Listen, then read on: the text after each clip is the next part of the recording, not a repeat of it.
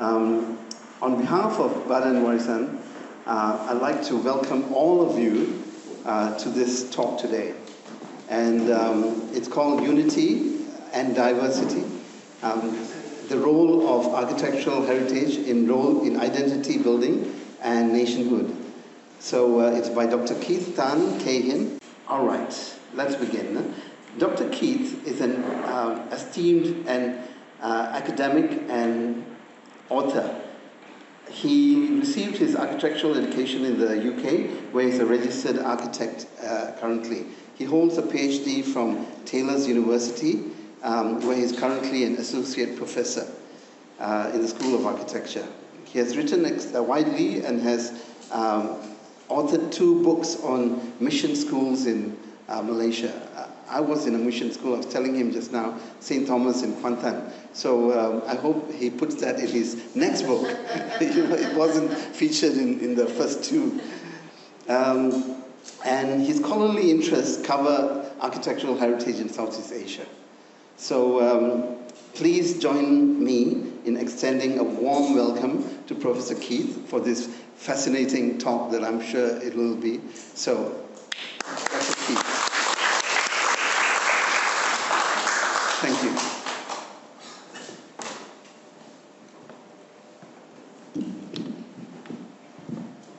Thank you, Anand. Let me just test the slides. I can use this, can I? Do I point it in any direction? No, yes.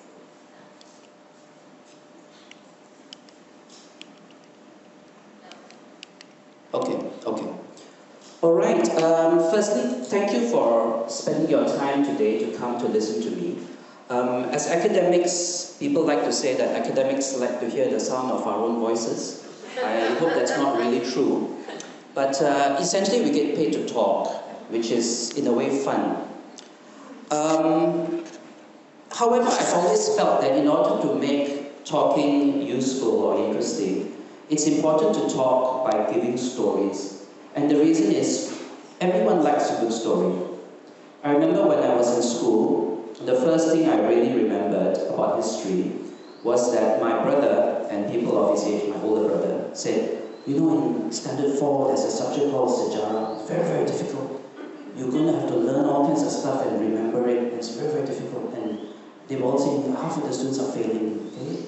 So I remember thinking, what's this subject called Sejarah, and why is it so difficult? And so then when I got to Standard 4, I was flummoxed with all kinds of information. And in Standard 4, Sejarah at that time, I always remember, I would read it in Malay and then repeat it in English. There was a passage in the book saying, terdapat seorang ahli falsafah berbangsa Yunani, namanya Plato, dan dia menulis buku Iliad dan Odyssey. There was a Greek philosopher called Plato, and he wrote the book Iliad and Odyssey. And I was in Standard 4, 11 years old. And I was thinking, where is Yunani? Who is Plato? And what's Iliad? What's Odyssey? And what's philosophy?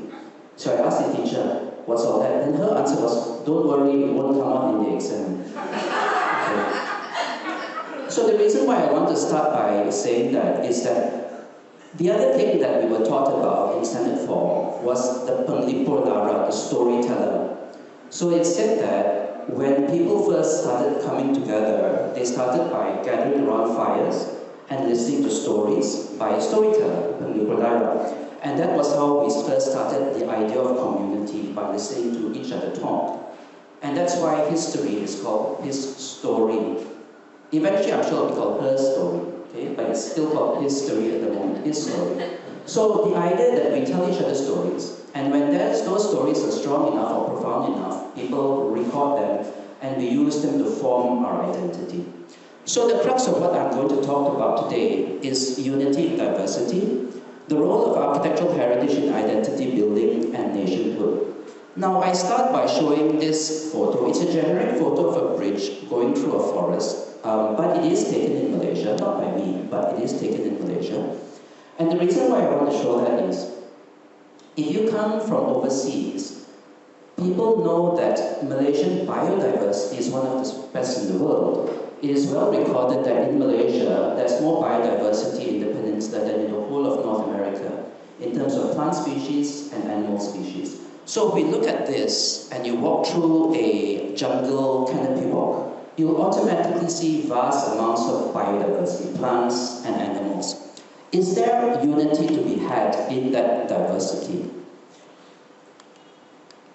So, if you go to Sepilok in Borneo, and I've been here, you can see orangutans. Okay, so you'll see a community of orangutans that we brought together. They'll be fed, and people, the carers will come and feed them, and they'll come out of the forest. I'm going to give you 3 definitions, and these are academic definitions that researchers have used to define the terms. Researchers have said that identity is a sense of self, often formed by memory. So what's our sense of self? It requires a certain memory, because without memory, we have no sense of who we are and where we are going to. What is heritage? Heritage is a collective identity valued by a community. So if we consider ourselves a community and we have a collective sense of self that we value, we may consider it heritage. But what's a community? A community is a social unit which has something in common. So, for example, if you're here, do we have something in common? Are we all, for example, interested in heritage? Or it could be something more superficial, like we all wear sunglasses, or we all like yellow shoes, or we all like fried chicken. Does that give us a sense of community? Or does it have to be something quite profound? Again, in Sepilok or in Borneo, if you zoom out from that idea of the orangutans on the platform, you will see lots of people taking photographs of them. So what do I want to say about that? When we talk about nationhood, which is a union of communities, again, there are several academic definitions of what creates a nation. Some of the common ones are countries should have a common geography, contiguous, they should be joined together. Does Malaysia have that? Not really. Half of us are in Borneo, half of us are over here. We should have a common ethnicity. Does Malaysia have that? Definitely not. We have a very, very diverse set of ethnicities. We should have a common religion or set of values. Definitely not as well. We have multiple religions, multiple set of values. Should have a common language. We also don't have that. Multiple languages. Number 5, a unique set of ideas. This is how America, the United States, represents itself. They always say, we are the only country founded by an idea. I think that's hyperbole because politicians will always say that their country is fantastic. But that is how the Americans term themselves. That is not an academic definition. That is a political definition. So what I'm trying to say here is that in the case of Malaysia, a relatively unique country, diversity hints at the ability to combine all the above definitions. Because when you combine those definitions, you may achieve unity in diversity. Why? Because I think that unity should not be reduced to a performance. So if you see the photo here of people taking pictures of the orangutan, they are reducing the orangutan natural behavior to a performance, where the orangutan is being presented to them as a product to be consumed as a tourist. And if countries do that as well and claim unity as a performance, it becomes slightly less than authentic. And that's part of the premise of what I'm trying to say today. Buildings showcase the origins of human consciousness. This is taken in Sungai Batu, Lembah Bujang.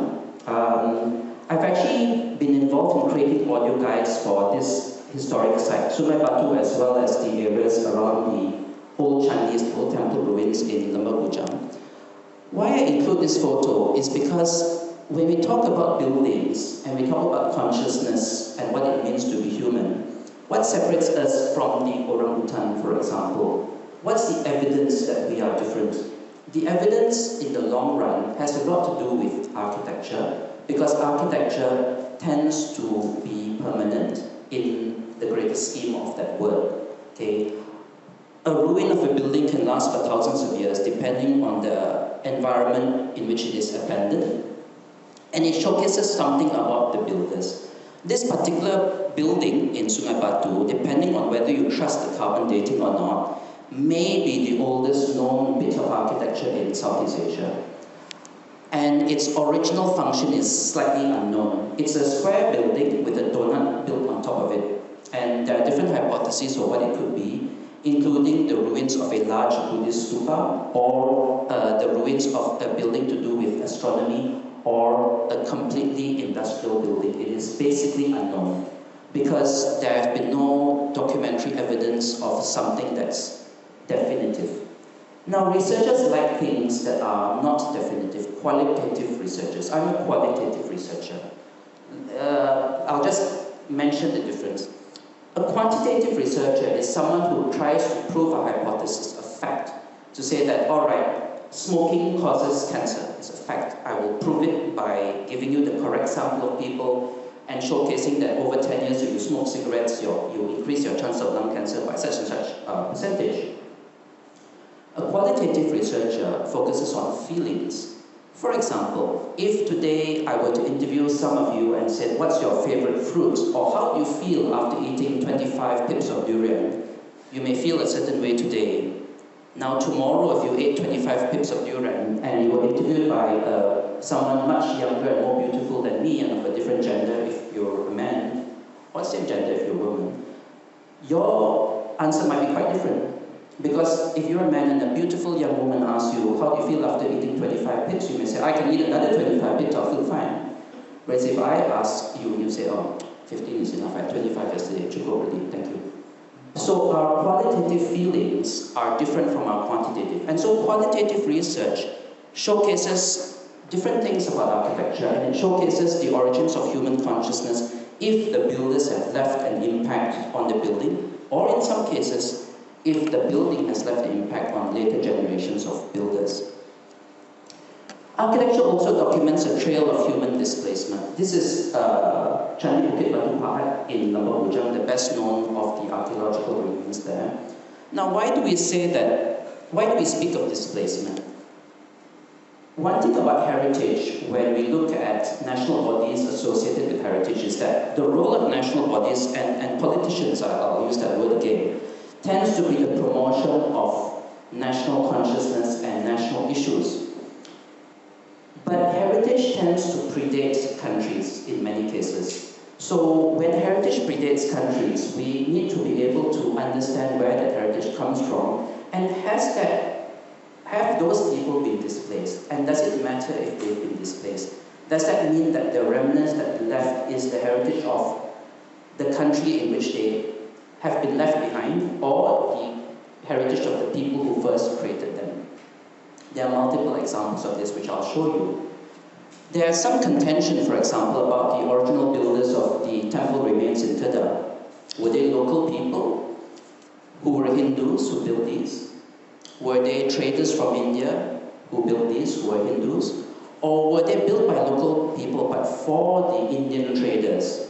So the idea that, yes, it's obvious that the building is in Kedah, it is Malaysian heritage, it is part of the identity, but who created them, right? And is that inconvenient truth? Is that contentious? It is for some people. But buildings, therefore, as I say, they document a trail of human displacement, and it also opens up opportunities for interpretation. And I think that interpretation is healthy and useful as long as it's done respectfully, because without interpretation, without dialogue, there is no meaning in architecture. It's just a bunch of stones. So for buildings to really be alive, they still need to touch people hundreds or even thousands of years after they have been built. Next question, do we share heritage across countries? This is Bali, Indonesia. I took this photo in an area near this place called Gua Gajah in central Bali, near Ubud. If you look at this picture and ignore the thatched roof on top of it, and if I were to turn back to this photo, and I just go back again, notice that if you put this thatched roof on top of the one in Kedah, it looks almost exactly the same. Do we share heritage across countries? So to some extent the answer is yes. And the reason is empires ignored national boundaries in the past, and to some extent empires created national boundaries that we see today. So sometimes we actually do see this idea of shared heritage, the evidence of shared heritage across countries quite strongly. What happens when we share that heritage? Ideally, it allows and encourages international cooperation. It allows and encourages international knowledge sharing in the ideal sense. In the non-ideal sense, it starts arguments about who owns what. That's why we don't know who owns chicken rice, nasi lemak, char kway teow, chicken farm, and almost all the foodstuffs. Is it Malaysian, Singaporean, or Indonesian, etc., right? How about architecture? Does that happen? To some extent, and I'll show you again some examples. Some of you may have seen the drawings of the building on the left of this slide. Now, this was brought to my attention because I had an undergraduate student who did a presentation. He showed that image and he mentioned, yeah, Sultan Abdul Samad building. And then I said, what happened to the big minaret? And he said, oh, it was probably changed during a renovation. I said, that's not the same building. Moir College in northern India, in a town that used to be called Allahabad and now called Prayagraj. Apologies for my terrible pronunciation. The town India has been renamed. The Indian government has decided to rename lots of cities. They've renamed the colonial ones, and now they're starting to rename the Mughal ones as well. Just another example about when you want to look and weaponize heritage, there are many, many ways to do it. Changing the name is the most basic, and so on. And once you change the name, you can perhaps argue about a change of ownership as well, a change of originator. So Moir College in Allahabad, I'm just using that name because it's easy to pronounce, on the left, and on the right, the government offices, as they were originally called, 1890s, later called Sultan Abdul Samad building. Notice the great similarity. So if I'm an undergraduate student, not yet so exposed, I can maybe forgive him for thinking they're the same building. But they're not the same building. But the ethos of where it came from, the fact that both architects were presumably British trained, and they have very, very strong similarities. You can see it evidently from the drawings, from the imagery, right? So what happens when you've got that type of similarity? Leading me to the question that I want to pose today, can we have unity in diversity? And what do I mean when I talk about diversity? I mean multiple concepts of identity or a plural heritage. Now, if we say that someone has bipolar personality disorder, it's a negative. If someone says, I have multiple concepts of my own identity, depending on your opinion, that can be positive or negative. If you say, I have multiple concepts of identity of a country or a place, I suggest it is positive. I'll just explain the pictures that are on this slide. The two school buildings are two large mission schools. The red one is St. John's Institution. I went to that school. And the other one is St. Joseph's Institution in Singapore. St. Joseph's Institution used to be the Singapore Art Museum. It has recently been closed because the art museum has moved and is now shuttered, waiting for a new occupant. So Badan, Warisan, Malaysia wishes to take over that building. Apparently it's available. Okay. St. John's Institution is still a school. Both were founded by the De La Salle Krishnan brothers from France, both of whom no longer have religious teachers in the school, in either school. The Singapore one was taken over by the government. The Malaysian one is hypothetically still owned by the De La Salle brothers, but they don't have staff represented.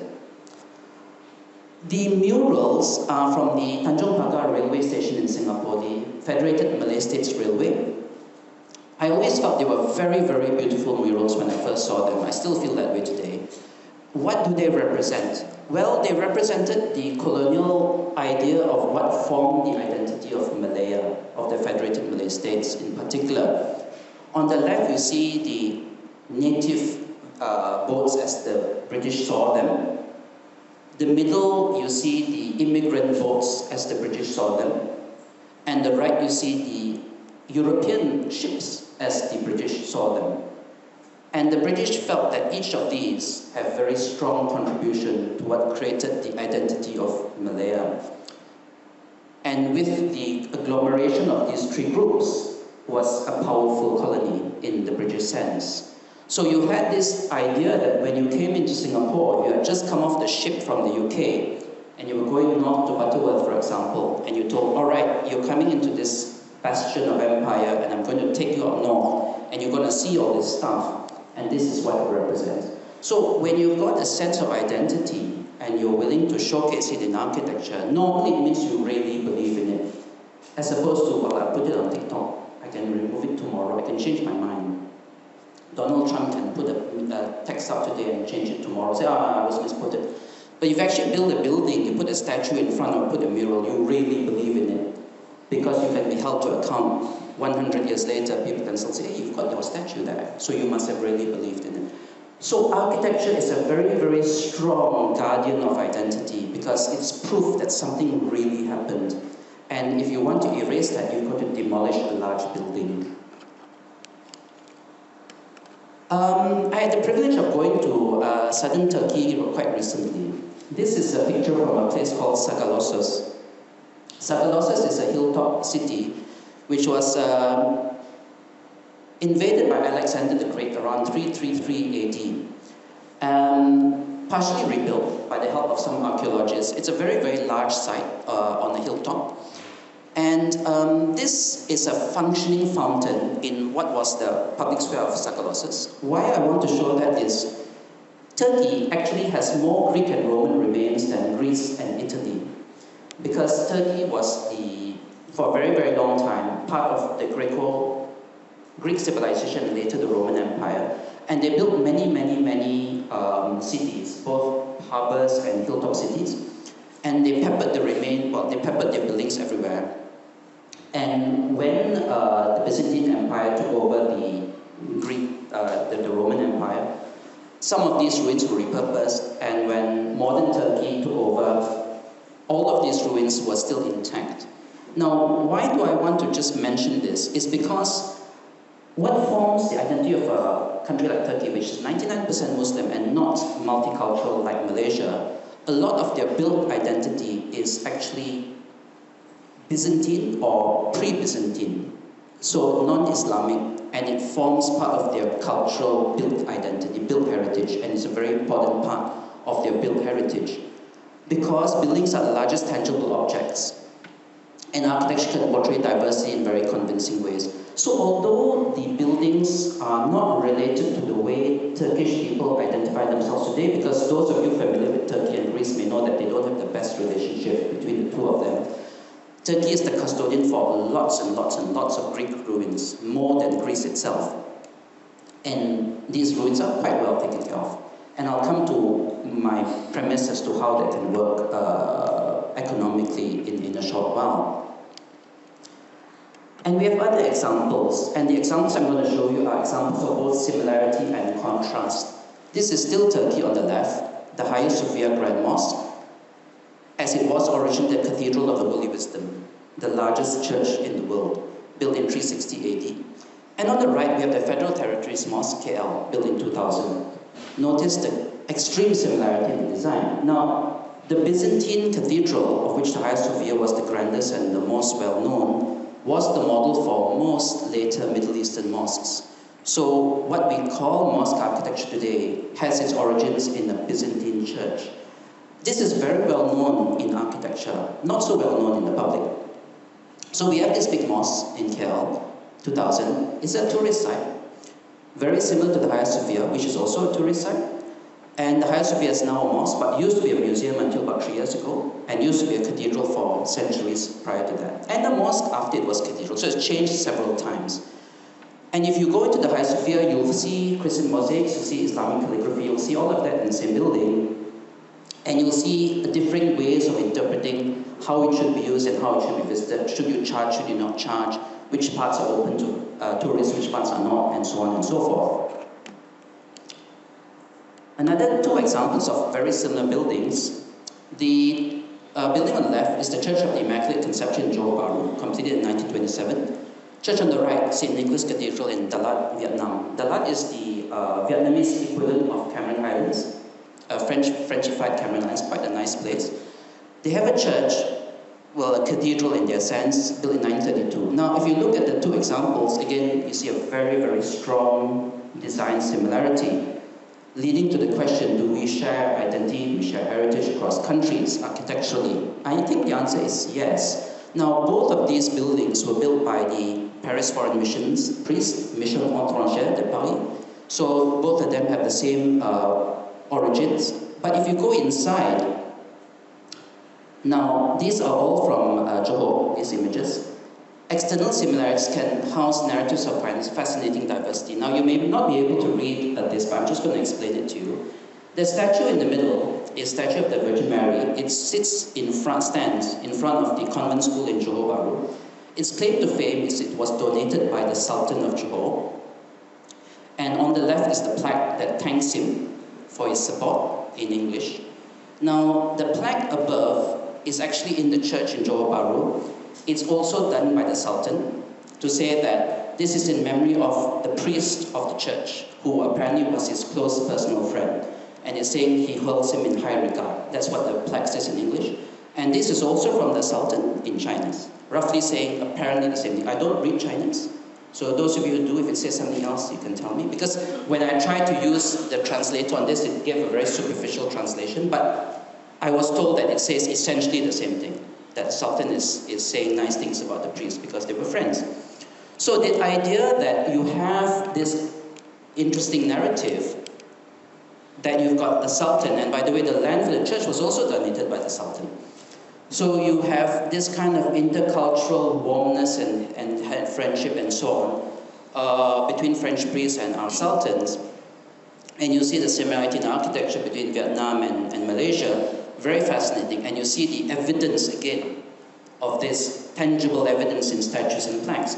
So identity and heritage in the built environment is so powerful because again, if you don't see this evidence and you tell someone says, oh, by the way, the Sultan donated, people say, no, he didn't.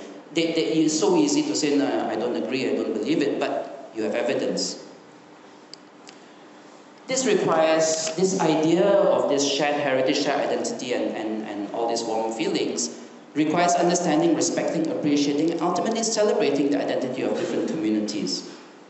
Now again, to spot architectural heritage and support changes, you have to actually know what you're looking for, and you have to be a bit, how shall I put it, a bit experienced in looking at stuff. If you see these two photos of Central Market on the left and on the right, left pre-renovation and right post-renovation, I'm just going to point out a small anomaly in the award-winning heritage job when they did it, just to check. It may not be obvious from your side, but if you see these two markers on the right and the left of the original photo, and you see the two markers in the colored photo, the one in the black and white, the two markers look like crosses. And the one on the colored photo, they don't, because the right and left arm have been chopped off. So, I'm absolutely certain that the Central Market never functioned as a church, and those symbols happened coincidentally to look like crosses. But when it was renovated, they decided to chop them off, just in case. So you have examples of things like that, where again, you have identity and you've got people who have decided to interpret certain things in certain ways. What happens if you do that and you don't celebrate identity of different communities? It can lead to trouble. And if this goes too far, we might face a crisis of architectural identity. So this is a pose shot of soldiers posing for that statue, Tugu Negara, okay? So this is how it was done. They got soldiers to pose in different arrangements before they decided on one that was suitable for Tugu Negara. Now, why do I show this? It's because, as some of you may know, Warriors' Day is no longer celebrated at Tugu Negara. It's celebrated at Putrajaya, because some people have objected to this statue. And oddly enough, Remembrance Sunday, the Commonwealth celebration on November 11th, is still celebrated here. So although this is still Tugu Negara, it's the Commonwealth celebration that's now done here, and Warriors' Day is not. Similarly, you see these are heritage stamps that were produced by the Malaysian Postal Service several years back. All these three are Christian mission schools. One in the middle is Convent Bukit Nanas in KL. Now on the stamps produced by Post Malaysia, the cross on top of Convent Bukit Nanas is removed. But in real life it's there. The building has a cross on top, but in the stamp it's removed. So again, we can face a crisis of architectural identity if people decide that we need to not talk about stuff. Because to appreciate heritage, to appreciate its strength, its identity, is to talk about it, right? Differences are not bad things. Differences are only bad if we interpret them badly. This has already happened to much older countries. Okay, this is the United States. This is a statue of Robert E. Lee, the best-known Confederate general during their Civil War in Richmond, Virginia. This was a Class 1 heritage monument in what was called Monument Avenue in Richmond, Virginia, the old capital of the Confederacy. Now, those of you who like American history may know that Robert E. Lee was the best-known and most beloved of all the American generals, said to be beloved by both sides because he was such a gentleman and so on. And after the war, his image appeared even on American postal stamps. The one on the left is Robert E. Lee and someone called Stonor Jackson, another very well-known general. The one in the middle is Stone Mountain Memorial in Georgia, if I'm not mistaken. And the one on the right is George Washington and Robert E. Lee because they're for Washington and Lee University. So all these stamps here commemorate Robert E. Lee, General of the Confederacy, in various states. And in the Second World War, you even have American tanks named after him. There was a Lee tank and there was a Grant tank. Both tanks used in the Second World War. One named after Ulysses S. Grant, who was a Union general. One named after Robert E. Lee, who was a Confederate general. He even had warships named after him, etc. So a very well-known and in the past very beloved character. That's the same monument, removed in 2022. So Monument Avenue, Richmond, Virginia. So although it was a Class 1 listed heritage site, after the events of the Black Lives Matter protests in America, the Confederate memorials were seen to be an inconvenient history. People protested, graffitied them, and demanded their removal.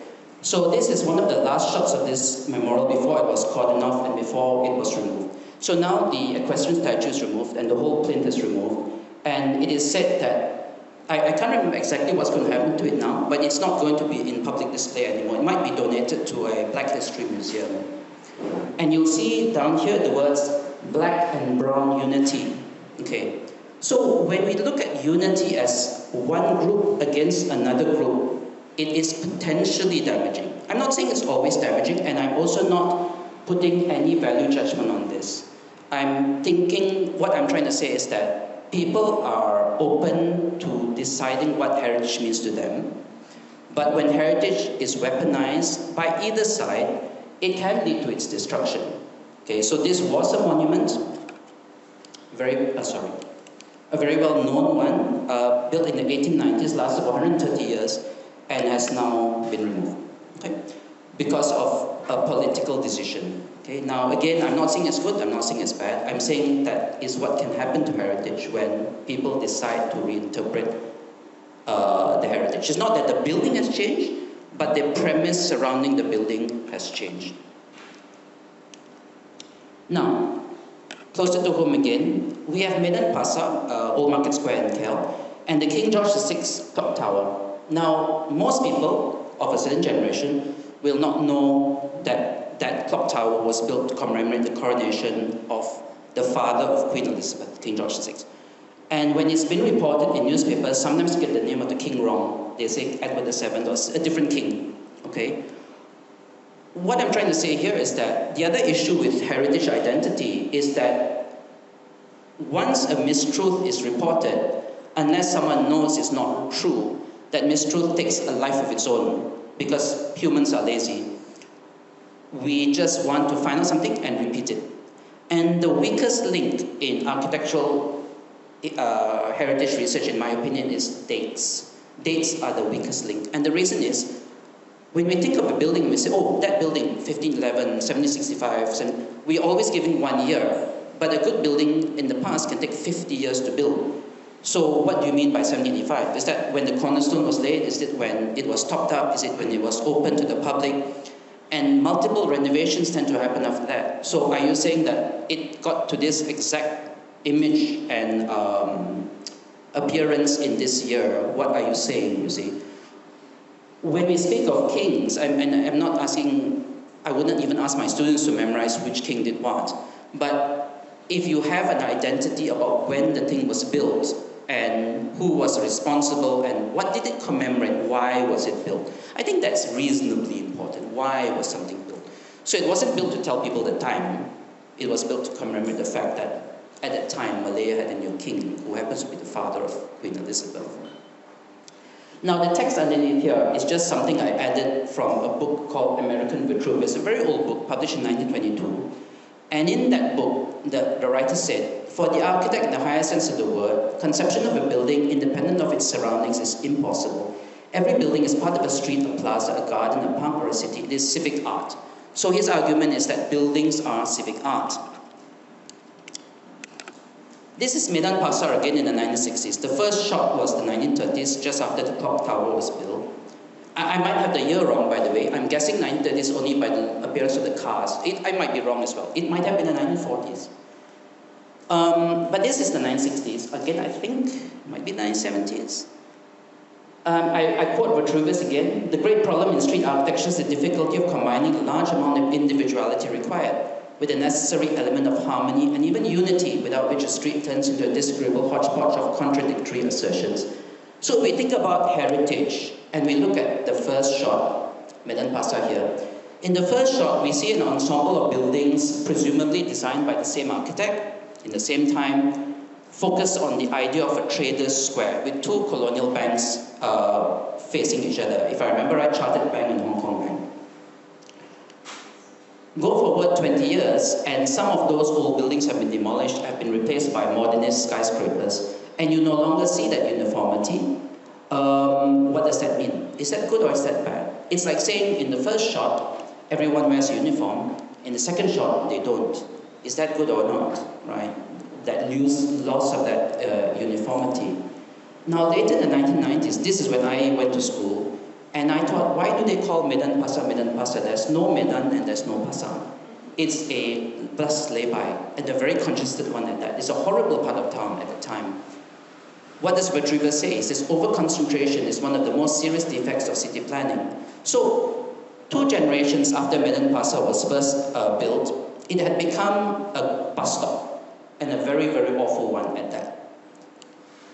Then more recently, it was regenerated by DBKL, turned back into a square, pedestrianized, clock tower still there, relatively pleasant.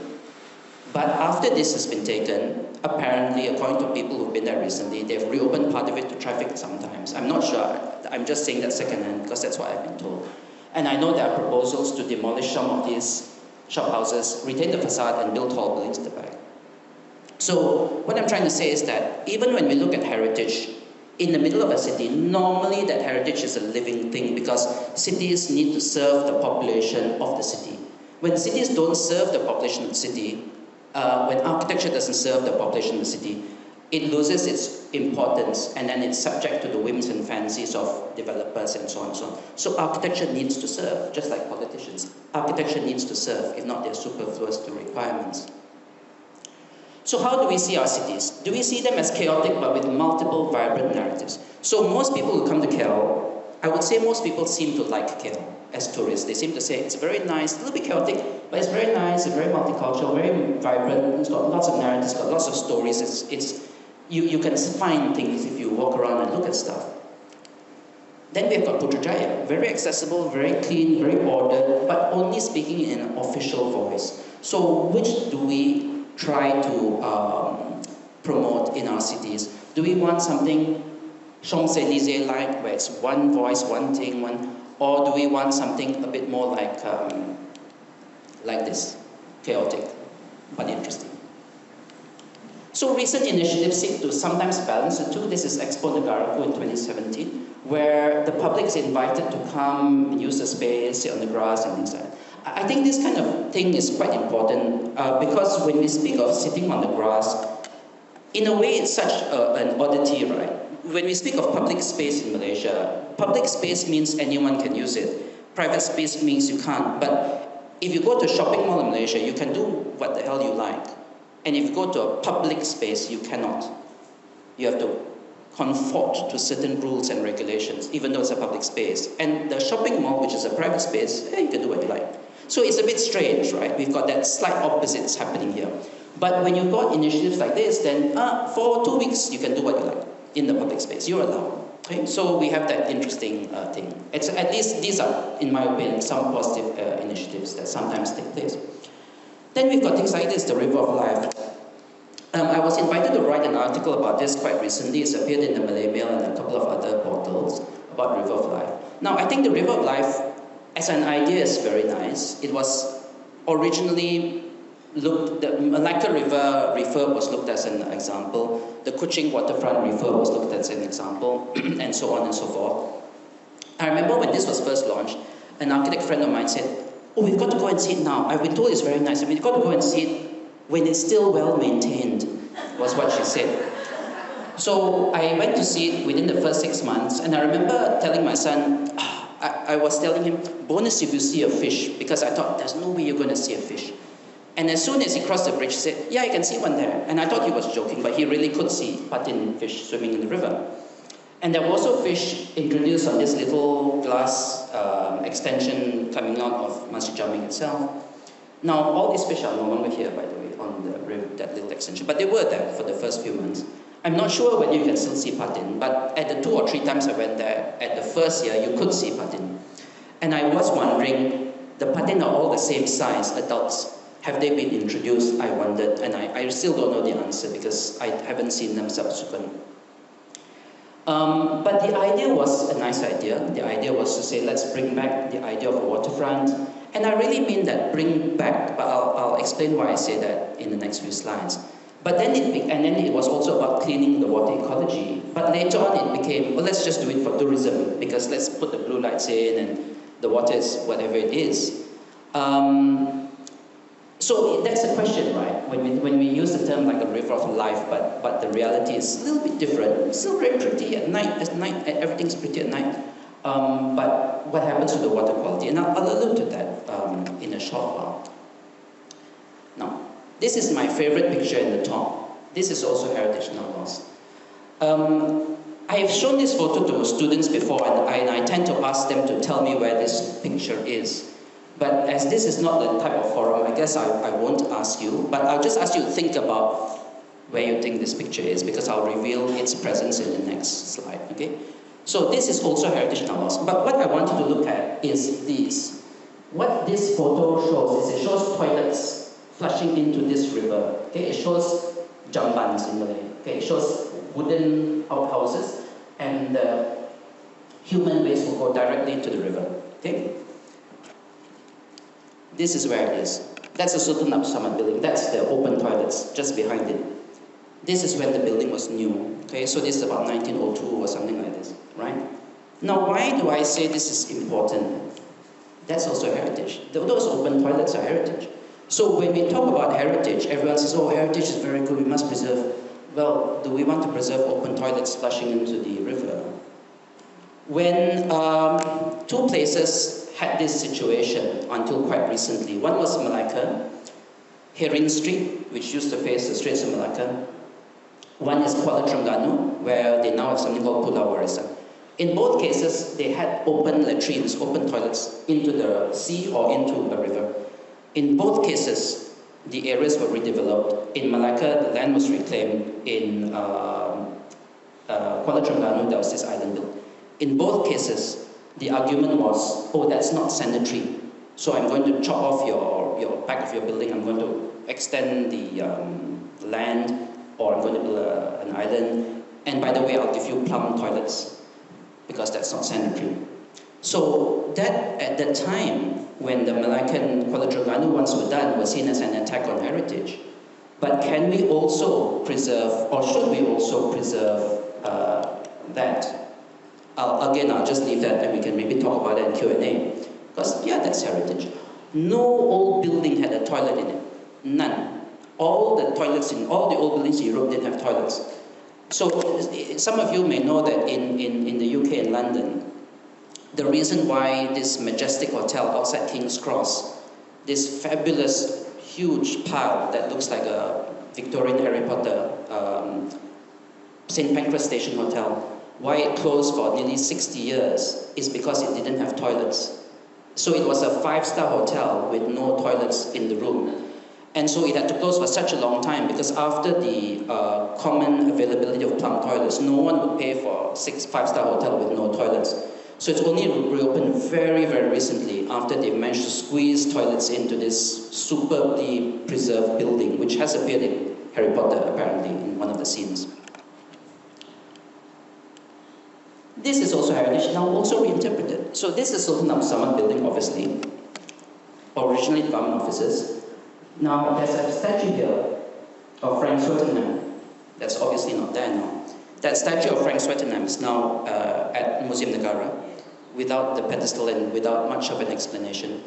But it was there. So what I'm trying to say is, and there are certain elements of this building, these spires and so on, that are not present anymore either. Not because anyone purposely removed them, but these things are a bit delicate in our climate. So all buildings get reinterpreted. But in order to do it well, I think you've got to keep that reinterpretation to some extent authentic. You cannot just erase something because you don't like it, but you can reinterpret it. And to some extent, you have to reinterpret it. But let's not erase stuff for the sake of erasing it if we don't like it. This is something that we got some students to do quite a long time ago. It was for students to create models of how they interpreted the Rukun Negara, okay, the 5 elements of the Rukun Negara, allow Malaysians to interpret Malaysia for themselves. So the Rukun Negara, belief in God, loyalty to king and country, supremacy of the constitution, the rule of law, mutual respect and good social behavior. So the students were asked to create different models that represented how they interpreted these ethos, these statements. And this is the thing that they created. And they did it for an exhibition that was quite well regarded and quite well visited at the time. So I think this kind of exercise is very, very useful because it basically means that let us all be comfortable with our interpretations. Because what's uncomfortable is when you're forced to do or see something in a way that you don't agree with. And I'll give an example of that. Let's say, imagine now if you're going to, you're invited to a big wedding dinner, and there are 200 guests or 300 guests. And imagine now there are 2 options for this dinner. First option is, as you agree to go, you ask, what do you not like to eat? And you just say what you don't like. And the organizer then compiles a list of all the 300 guests and what they don't like, and make sure that none of the things they don't like appear on the menu. In which case, everyone will get vegetarian fried rice, in all likelihood. Now, the other option is, tell me what you like, one thing that you like very much. And the other option is that at least one thing that everyone likes turns up. So then, yes, there are 8 dishes, you may not like 5 of them, but you really like the other 3. And you're still happy, generally, you're still happy, right? So when it comes to this, my thoughts are that people must be allowed to interpret identity in their own way, because without that, it's awful actually, right? It's like being in a forced marriage, it's awful actually. And others are already doing it for us, already doing this type of interpretation. These pictures are of the same building. The left is the Royal Simla Club India 1932, as shown in UK Channel 4 television from 2015 to 2016. It's a TV series. On the right is the Craig Hotel, built in 1929 on Penang Hill. It's the same building. So the Craig Hotel Penang was used to represent a fictional place called the Royal Simla Club in India in 1932 for UK Channel 4. Now, why was it chosen? Apparently, and this starred Judi Dench as one of the characters, by the way. Now, apparently the reason Penang was chosen was when the producers of this TV show, they went to India and went to Simla and said, Simla doesn't look like Simla looked in 1932. It's too overbuilt, too congested, so we can't film in Simla because it doesn't look like Simla should look. Okay, just think of what that means. Then they went to Penang and said, oh, but Penang does look like Simla, or at least looks like what we think Simla should look like. So let's film in Penang. And so they got permission to film in Penang, and so the Craig Hotel was used as the place of this place, the Royal Simla Club, which is a fictional place, and interpreted that way. And in the left, you'll see these big snow-capped mountains at the back. They're meant to be the Himalayas. So they CGI'd the Himalayas into Penang for the purposes of the TV show, okay? But the ultimate flattery, isn't it, when others emulate us, okay? Now this is a bit of a tongue-in-cheek slide. But the middle shot is Telecom Tower in KL, 2003 by H.S. Kasturi. On the left is the Bitexo Tower in Saigon, Ho Chi Minh City, Vietnam, 2010. And on the right is the Stark Tower in the Avengers universe. Note that they all kind of look like the telecoms one. Okay? I mean, it's tongue-in-cheek, but people are emulating us. And you know, the sincerest form of flattery is when someone copies you.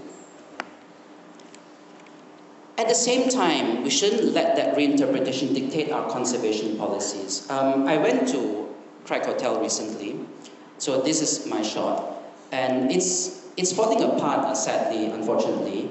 Although, if you look at the shots from the TV series, just about 8 years ago, it's in quite good condition. They did it up for the TV series, and now it's just left to rot, actually. Very sad. The roof has partially collapsed and so on. But what I want to just mention is, if you notice in the center of the shot, you can see the words RSC, the Royal Similar Club. So the signage of the Royal Similar Club was left on the building.